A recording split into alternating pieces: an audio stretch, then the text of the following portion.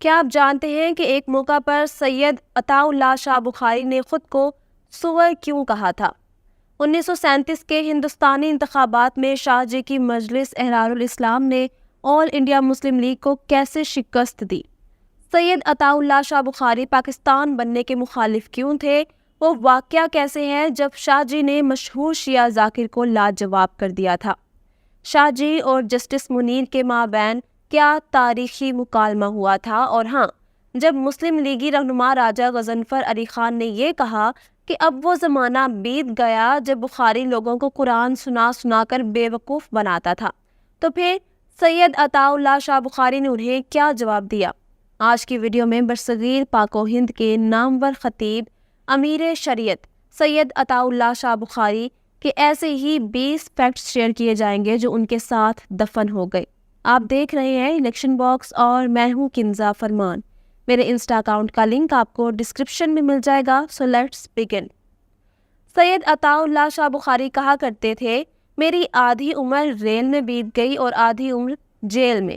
ایک موقع پر انہوں نے کہا تھا، میں تقریر سناتا ہوں تو کہتے ہیں واہ شاہ جی، جیل جاتا ہوں تو کہتے ہیں آہ شاہ جی، اسی واہ آہ میں ہو گئے تباہ شاہ جی۔ یاد رہے کہ انہوں نے اپنی زندگی کے 10 برس جیلوں میں گزارے۔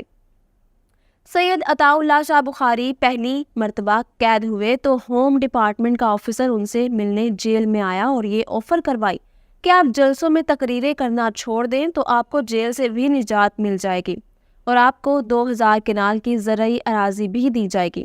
شاہ جی نے آفیسر سے کاغذات لیے اور انہیں پھاڑنا شروع کر دیا۔ جب چھوٹے چھوٹے ٹکڑے ہو گئے تو ان پر تھوک کر آفیسر کو واپس کرتے ہوئے بولے، یہ میرا جواب ہے۔ سید عطا اللہ شاہ بخاری حصہ لطافت کمال کی رکھتے تھے۔ اس زمانے میں لکھنؤ کے ایک مشہور شیعہ مجتہد کلب علی کا بڑا چرچا تھا۔ شیعہ مجتہد کلب کے نام کینچی والے کاف نہیں بلکہ کراچی والے کاف سے شروع ہوتا ہے، جس کا عربی میں مطلب کتا ہے۔ ایک سفر کے دوران کلب علی کی عطا اللہ شاہ بخاری سے ملاقات ہوئی۔ شاہ جی ان سے مخاطب ہوئے، حضرت آپ کا نام کیا ہے؟ جواب ملا کلب علی۔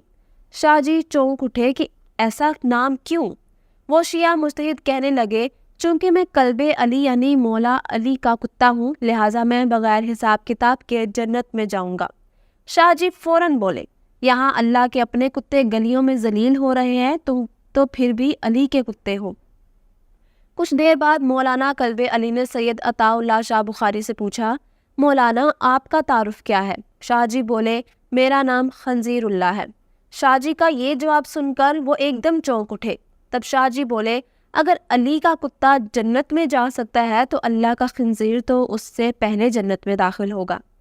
سید عطا اللہ شاہ بخاری انگریز فوج میں بھرتی ہونے کو حرام سمجھتے تھے اور اس کے خلاف مہم چلاتے رہتے تھے۔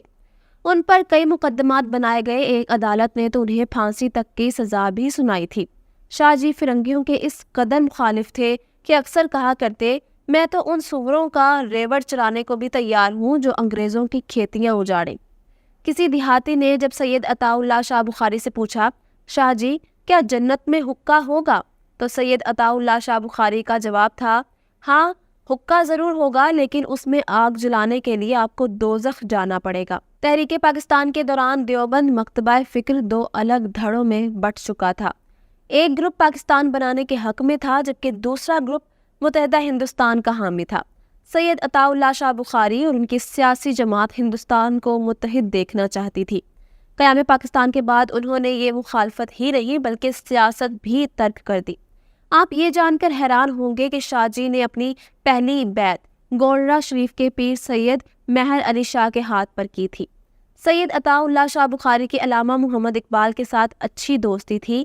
سال 1930 میں سید عطا اللہ شاہ بخاری کے موچی گیٹ لاہور کے جلسے میں علامہ اقبال بھی موجود تھے۔ اس موقع پر علامہ اقبال نے کہا تھا کہ شاہ جی اسلام کی چلتی پھرتی تلوار ہے۔ علامہ اقبال کی وفات پر سید عطا اللہ شاہ بخاری نے کہا تھا کہ اقبال کو نہ ہی قوم سمجھ سکی اور نہ ہی انگریز۔ اگر قوم اقبال کو سمجھ جاتی تو آج غلام نہ ہوتی، اور اگر انگریز اقبال کو سمجھ لیتا تو اقبال بستر مرگ پر نہ مرتا بلکہ تختہ دار پر لٹکایا جاتا۔ سید عطا اللہ شاہ بخاری دیندار حلقوں میں امیر شریعت کے نام سے مشہور تھے، جبکہ انہیں ہندوستانی سیاست میں پنڈت کرپا رام برہم چاری اور ڈنڈے والے پیر کے نام سے پکارا جاتا تھا۔ کہا جاتا ہے کہ ٹاؤن ہال میں مسلمانوں کی ایک تقریب میں شرکت کے لیے سید عطا اللہ شاہ بخاری اپنے دوستوں کے ساتھ سیڑھیاں چڑھ رہے تھے۔ صفائی کرنے والے ایک غیر مسلم نے شاہ جی کو دیکھا تو کونے میں دبک کر کھڑا ہو گیا۔ شاہ صاحب نے پوچھا، یہ کون ہے؟ لوگوں نے بتایا کہ صفائی والا ہے۔ یہ سننے کے بعد عطا اللہ شاہ بخاری اس کی طرف بڑھے، اسے گلے لگایا اور بولے، یار میرا دل بہت گندا ہے، اسے بھی صاف کر دے۔ یہ کہہ کر شاہ جی تقریب میں چلے گئے۔ جب شاہ جی اپنی تقریر ختم کر کے وہاں سے جانے لگے تو وہی خاکروب اپنی فیملی کے ساتھ عطا اللہ شاہ بخاری کا انتظار کر رہا تھا کہ شاہ جی انہیں کلمہ پڑھا کے مسلمان کریں۔ سید عطا اللہ شاہ بخاری برصغیر پاک و ہند کی وہ اکلوتی سیاسی، سماجی اور مذہبی شخصیت تھے جنہوں نے اپنے زمانے کی ہر تحریک میں بڑھ چڑھ کے حصہ لیا۔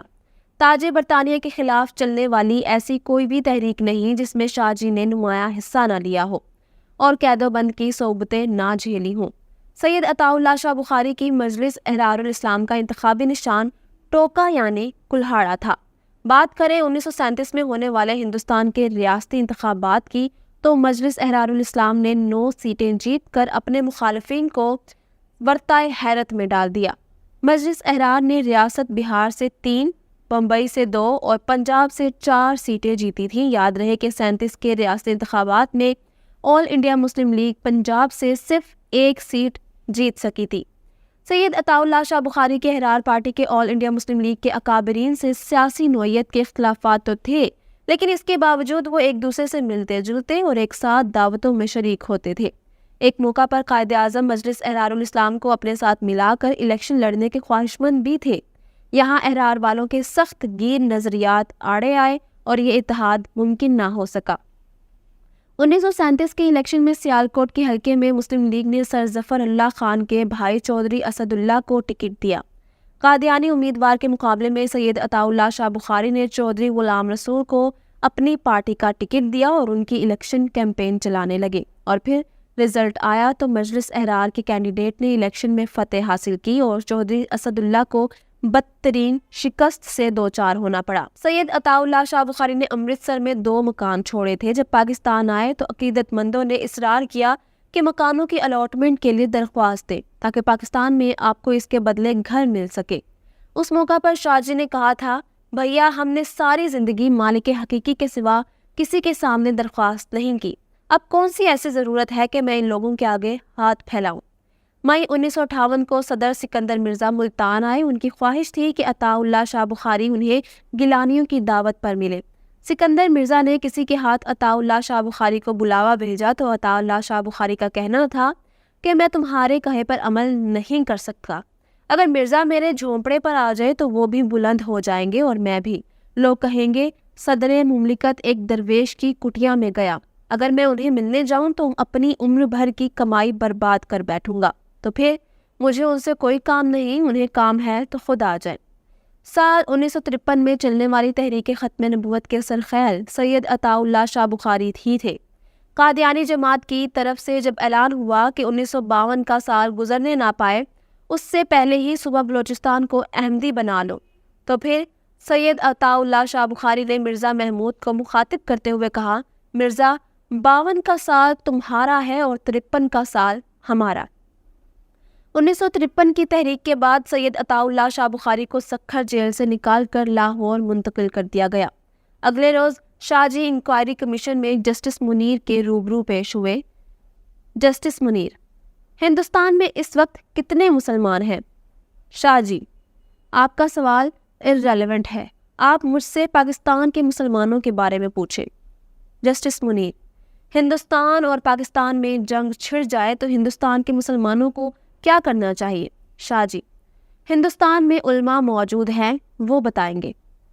جسٹس منیر: آپ بتا دیں۔ شاہ جی: پاکستان کے بارے میں پوچھیں، یہاں کے مسلمانوں کو کیا کرنا چاہیے؟ جسٹس منیر: مسلمان کی تعریف کیا ہے؟ شاہ جی: اسلام میں داخل ہونے اور مسلمان کہلانے کے لیے صرف کلمہ شہادت کا اقرار ہی کافی ہے، لیکن اسلام سے خارج ہونے کی ہزاروں وجوہات ہو سکتی ہے۔ ضروریات دین میں کسی ایک کا انکار بھی کفر ہے۔ سید عطا اللہ شاہ بخاری کی بات ابھی ختم نہ ہوئی تھی کہ جسٹس منیر عدالت میں موجود قادیانی وکیل کی طرف اشارہ کرتے ہوئے بولے، آپ کا ان کے بارے میں کیا خیال ہے؟ شاہ جی: خیال نہیں، عقیدہ، جو ان کے بڑوں کے بارے میں ہے۔ اس موقع پر قادیانی وکیل سید عطا اللہ شاہ بخاری سے پوچھنے لگے، نبی کی تعریف کیا ہے؟ شاہ جی: میرے نزدیک اسے کم از کم ایک شریف آدمی ہونا چاہیے۔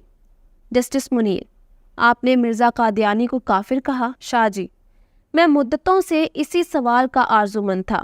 کوئی 20 برس پہلے کی بات ہے، یہی عدالت تھی جہاں آپ بیٹھے ہیں۔ یہاں چیف جسٹس ڈگلس ینگ تھے، اور جہاں مسٹر کیانی بیٹھے ہیں یہاں رائے بہادر جسٹس رام لال تھے۔ یہی سوال انہوں نے مجھ سے پوچھا تھا، وہی جواب آج پھر دہرائے دیتا ہوں۔ میں نے ایک بار نہیں ہزاروں مرتبہ مرزا کو کافر کہا ہے، کافر کہتا ہوں اور جب تک زندہ رہوں گا کافر کہتا رہوں گا۔ یہ میرا ایمان اور عقیدہ ہے اور اسی پر مرنا چاہتا ہوں۔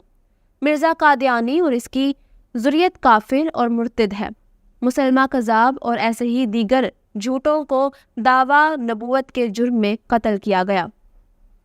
جسٹس منیر: اگر غلام احمد قادیانی آپ کے سامنے یہ دعویٰ کرتا ہے تو کیا آپ اسے قتل کر دیتے؟ شاہ جی: میرے سامنے اب کوئی دعویٰ کر کے دیکھ لے۔ سید عطا اللہ شاہ بخاری کے اس جواب پر کمرہ عدالت نعرہ تکبیر سے گونج اٹھا۔ تب جسٹس منیر بوکھلا کر کہنے لگے، توہین عدالت۔ شاہ جی بولے، ہم میں اور آپ میں صرف اتنا ہی فرق ہے، آپ سے توہین عدالت برداشت نہیں ہوتی اور ہم سے توہین رسالت برداشت نہیں ہوتی۔ اسی لمحے نعروں کی گھن گرج میں جسٹس منیر کی آواز سنائی دی گئی، عدالت برخاست کی جاتی ہے۔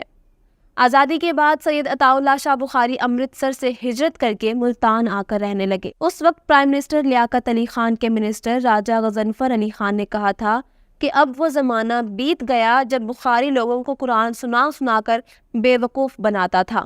تو جناب پھر اس کے جواب میں سید عطا اللہ شاہ بخاری نے کہا، پاکستان میں حکمرانوں کے ہاتھوں دین کا انجام انتہائی بھیانک ہونے والا ہے۔ میں نے تو پہلے ہی کہہ دیا تھا کہ ان حالات میں ہندوستان میں مسلمان اور پاکستان میں اسلام نہیں رہنے دیا جائے گا۔